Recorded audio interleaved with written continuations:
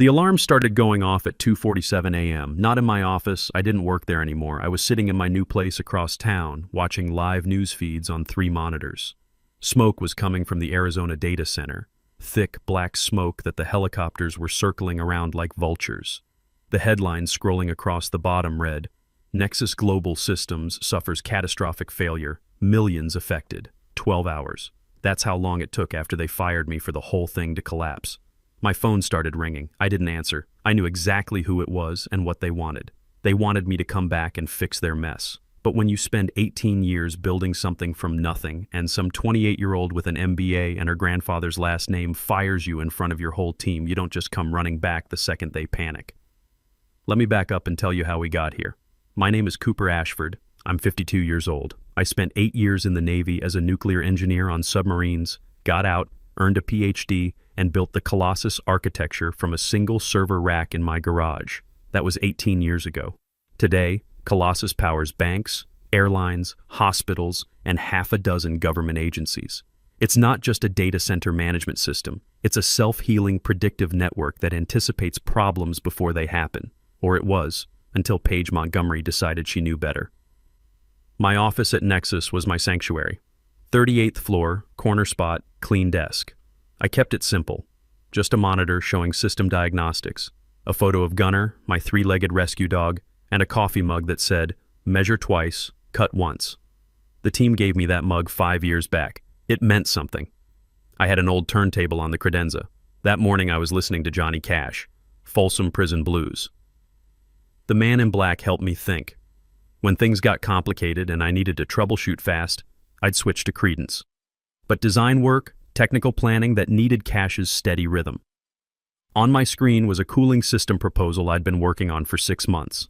Next generation cryogenic design that would increase our processing density by 250% while cutting cooling energy consumption by 60%. It was elegant, efficient, expensive, yes, but it would save the company millions in the long run and future-proof US for the next decade.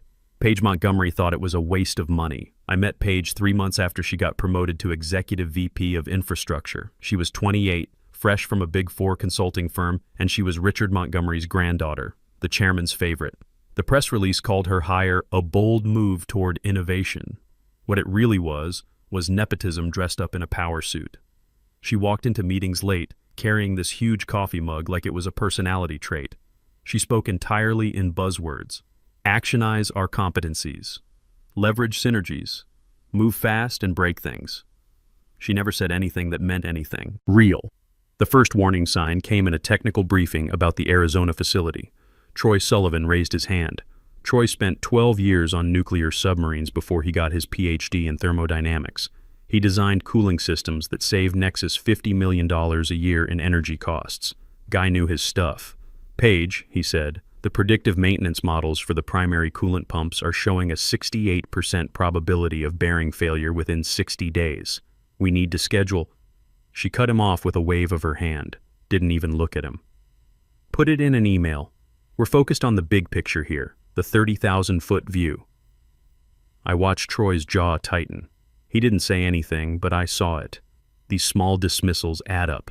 They're like cracks in concrete, barely visible until suddenly the whole structure fails.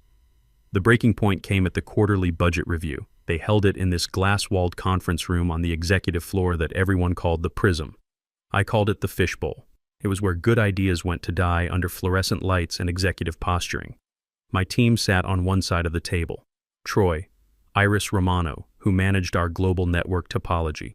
Dr. Nadira Patel, our power grid specialist who once rerouted an entire city's electrical supply to keep us online during a blackout. Craig Davies, Laura Bennett, Neil Archer. 6 people who knew more about keeping data centers running than anyone else in the industry. Paige was 15 minutes late. She didn't apologize. Dr. Patel went first, presenting her analysis of power grid vulnerabilities in our European sector. She was halfway through explaining why we needed upgraded phase converters when Paige interrupted. "Can you just dumb it down? Bottom line it for me. Some of us are focused on business, not technical minutia." Technical minutia. Dr. Patel had a PhD from MIT. She was an immigrant who'd worked her way up from nothing. And Paige just dismissed her expertise like it was an inconvenience. The room got quiet. Not the good kind of quiet.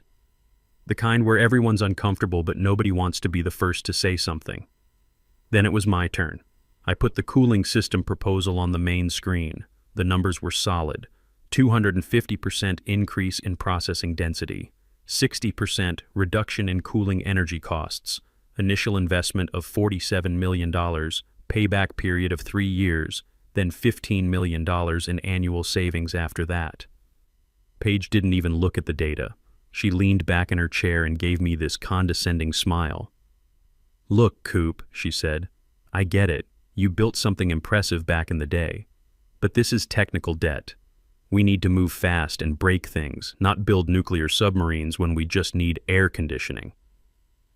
Back in the day, I'd updated the system 3 months ago. It was running better than it ever had. "Paige," I said, keeping my voice level, "an off-the-shelf industrial AC unit would cause a thermal cascade failure in 90 seconds. We wouldn't just breach our service agreements with every client we have. We'd physically melt $100 million worth of hardware." I could see some of the other executives shifting in their seats. The marketing VP who'd been smirking earlier wasn't smirking anymore. Paige's face went red.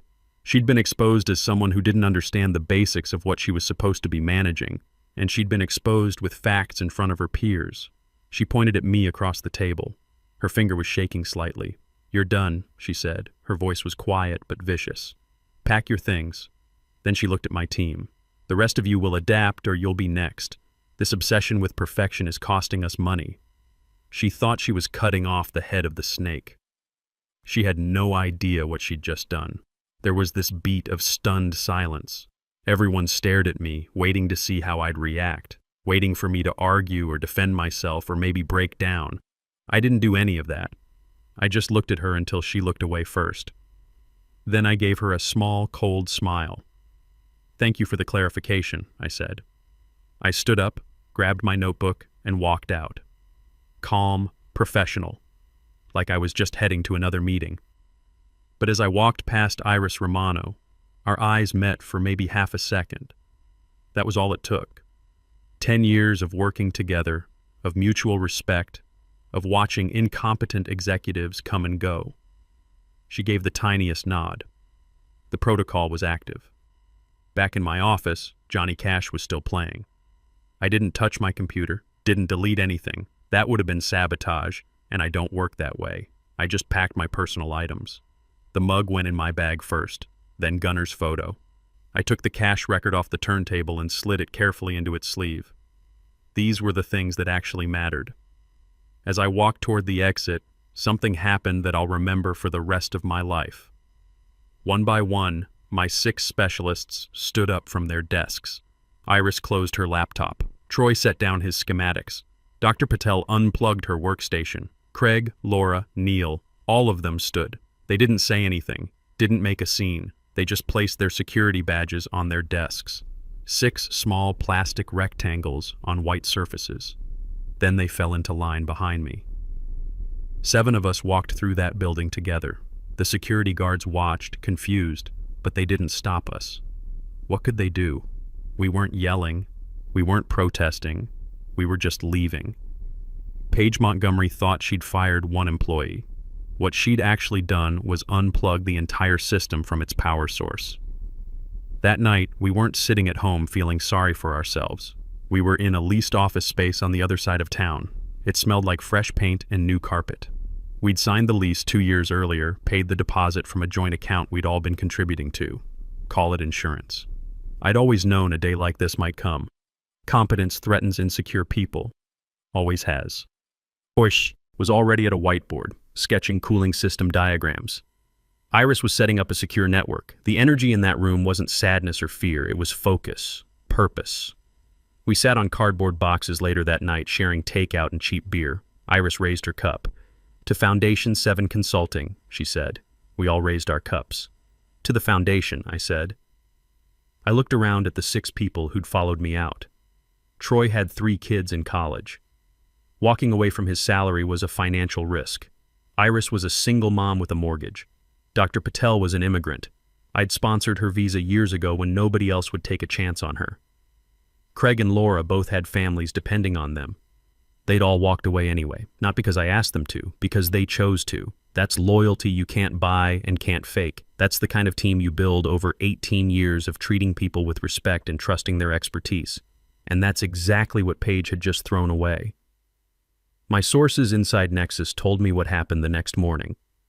Paige called an all-hands meeting with what was left of the department, a handful of junior engineers and terrified interns. She announced a strategic partnership with a managed services vendor called Velocity Tech Group.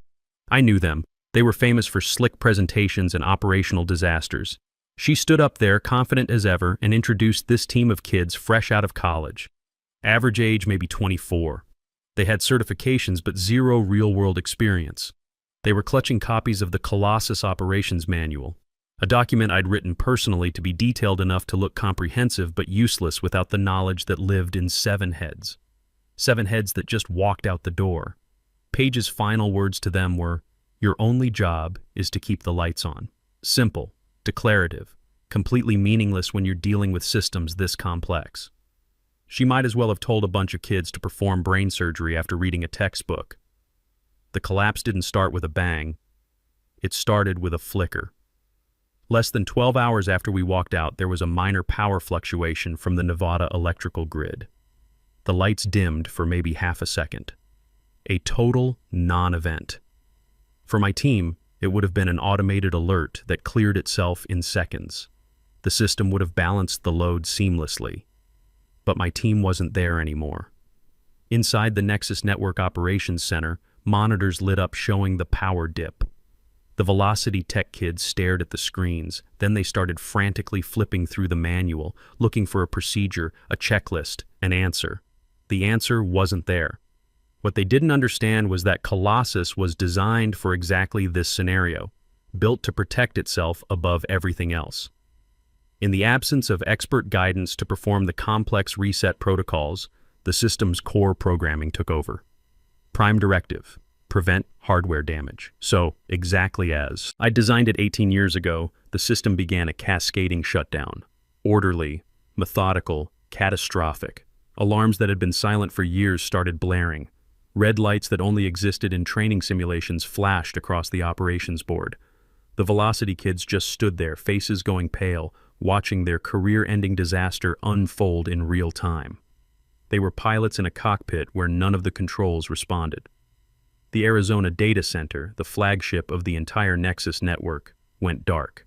Not a slowdown, not a degraded service alert, complete blackout. One moment it was processing millions of transactions per second. The next, it was a silent building full of rapidly heating servers. The real-world impact hit fast. An airline's entire booking system vanished. 12,000 passengers stranded in airports worldwide, millions more unable to book flights. A major bank's transaction network froze, halting $320 million per hour in commerce. A streaming service cut out during its season finale premiere, replaced by error messages on millions of screens. By 3 a.m., the news helicopters were circling the Arizona facility. Smoke was pouring from the backup cooling systems that had failed under the load. Some kid at Velocity had tried to manually override the coolant protocols and nearly caused an explosion. Social media went crazy. #NexusFail was trending worldwide. People posting screenshots of error messages, airline passengers recording themselves sleeping on airport floors, bank customers locked out of their accounts. I watched it all from my new office. 3 monitors showing news feeds, social media, and system diagnostics I could still access through back channels. Troy brought coffee around 4 a.m. We didn't say much, just watched. The crisis room at Nexus headquarters was pure chaos. I heard about it later from people still inside. Paige was at the center of it, jacket off, shirt soaked with sweat, tie hanging loose. The calm executive was gone. Now she was just someone panicking and shouting useless orders. "We need to synergize a solution," she yelled at one point. "Think outside the box. What's the action plan?" She was a consultant trying to perform surgery. All the buzzwords in the world couldn't fix what she'd broken. She kept demanding to know why they couldn't just reboot everything. What she couldn't understand was that bringing a hyperscale data center back online from a cold start wasn't like restarting your laptop. It was an intricate, undocumented 143-step sequence. a delicate process of power cycling, network initialization, and load balancing that existed only in 7 minds. 7 minds currently sitting in a different office, drinking coffee and watching her world burn. At 10 a.m., 22 hours after the collapse started, the emergency board call happened. The video grid was full of grim, angry faces. The Nexus board members looked shaken. Richard Montgomery, the chairman and Page's grandfather, looked about 10 years older than he had the day before. Next to them were the clients, CEOs of the banks and airlines currently losing millions per hour. They weren't scared. They were furious. Page was on the main screen, looking small and defeated. She was trying to deflect, blaming unforeseeable circumstances and unprecedented technical challenges. Nobody was buying it. She finally had to say it out loud. "We don't have anyone on staff who knows the cold start sequence. The documentation is incomplete." Silence. Then Diane Rothman spoke. She was the CEO of their biggest client, a major financial institution. Her voice was ice cold. "I don't care about your documentation," she said. "We never had a contract with you, Page. We had a contract with Cooper Ashford's 6 nines uptime. That's what we paid for. That's what you sold us. Get him on this call. Now." It wasn't a request. Richard Montgomery looked at his granddaughter. His face said everything. She'd been his golden child, his bold hire, his vision for the future. Now she was just the person who'd destroyed the company. The board members who'd supported her promotion were silent. They'd placed their bet on nepotism over competence, and they'd lost. There was some frantic scrambling off camera. Then a new window opened on the video grid. My face appeared on the main screen. The contrast was perfect. Paige was in her war room, disheveled and desperate. I was in a clean conference room, calm and professional. Behind me, clearly visible through the glass wall, was our new company logo, Foundation 7 Consulting, and I wasn't alone. My 6 specialists sat on either side of me: Troy, Iris, Dr. Patel, Craig, Laura, Neil, silent, professional. A display of competence that Paige had thrown away. I looked into the camera. I didn't acknowledge Paige at all. I spoke directly to the board. "Nexus doesn't have a technical problem," I said. "It has a personnel problem." I gestured to my team. "And as you can see, the personnel are currently otherwise engaged." I watched Paige's face on the monitor, the exact moment she understood what she'd done. Not just fired an employee, not just made a business mistake. She'd picked a fight with someone who held all the cards, and she'd already lost everything. I didn't wait for them to beg. I took control of the conversation. "Here's the solution," I said. I shared my screen. A document appeared. Foundation 7 Consulting, Nexus Restoration and Management Proposal. It wasn't a negotiation. It was a list of terms. "My team will restore the Arizona network and get your systems back online. Our fee for this emergency service is $75 million, wired in advance before we start work." A few of the board members flinched. One opened his mouth to object. Diane Rothman cut him off with a look. "Keep going," she said. "Moving forward, Foundation 7 Consulting will manage Nexus's entire global data center network as your sole independent contractor. My old department budget was $18 million per year. Our annual fee will be $72 million. I paused. Plus that $75 million emergency fee up front, non-negotiable. The numbers were deliberately punitive, 4 times what they'd been paying. It was the price of their stupidity and arrogance. Richard Montgomery looked like he'd aged another 5 years in the last 5 minutes. That's excessive." "No," Diane Rothman said flatly. "That's the market rate for expertise you can't replace. Sign it." The other client CEOs nodded. They were hemorrhaging money every minute this call went on. They didn't care what it cost. They just wanted their systems back. "There's one more clause," I said, scrolling to the bottom of the document. Clause 7B. "All directives, reports, budget approvals, and communications for Foundation 7 Consulting will be channeled exclusively through a single corporate liaison, someone who will hold sole authority to approve our invoices and coordinate all interactions between our companies." I looked directly at Paige for the first time. That liaison will be Executive Vice President of Infrastructure Paige Montgomery. The camera focused on her face. I watched the color drain from it in real time. She understood immediately. She wasn't being fired. That would have been mercy. That would have let her leave with some dignity, maybe find another job somewhere else. This was something much worse. She would keep her title, keep her office, keep her salary, but her actual authority was gone. The woman who'd dismissed experts as overpaid and outdated would now spend her days personally approving seven-figure invoices for the people she'd fired. She'd sit in meetings taking notes while we gave her instructions. She'd coordinate schedules and forward emails and do administrative work. She was being transformed from an executive into a secretary. Her entire professional existence was now a tool for her own daily humiliation, and she couldn't quit. Not after this disaster. Quitting would look like running away from responsibility. She was trapped. The board had no choice, and they knew it. With Diane Rothman and the other clients staring them down, with the company hemorrhaging millions per hour, with their stock price in freefall, they accepted every single term. Richard Montgomery's voice was barely a whisper. Approved. Excellent, I said. We'll start work as soon as the $75 million clears. Wire transfer only. Should take about 4 hours to get critical systems back online once we begin. Full restoration in 48 hours. I ended the call without waiting for a response. Troy looked at me and grinned. 4 times salary. Not bad for a day's work. We earned it, I said. And we had. We spent the next 48 hours working around the clock, remotely accessing the Arizona facility and walking the Velocity Tech kids through the restart sequence step by step. It was like teaching kindergartners to fly a fighter jet, but we got it done. Hour 26. Deal signed, money cleared, we started work. Hour 30. Critical. Banking systems back online. Hour 42. Airline booking systems restored. Hour 48. Full network operational. By the end of the week, Nexus was back to normal operations. Well, normal for everyone except Paige. 3 weeks later, I was sitting in my new office. Really sitting in it this time, not just camping in an empty space. We'd furnished it properly. Clean desks, good equipment, a conference room with our logo on the wall, Foundation 7 Consulting. There was a knock on my door. Paige walked in. She looked smaller somehow. The expensive suit didn't fit quite right anymore. The confidence was completely gone. She was carrying a stack of documents, purchase orders, budget approvals. She set them on my desk without making eye contact. "These need your review and my signature for approval," she said quietly. I picked up the first one. It was the purchase order for the next generation cryogenic cooling system. The exact same proposal she'd mocked 3 weeks ago. The one she'd called unnecessary and wasteful right before she fired me.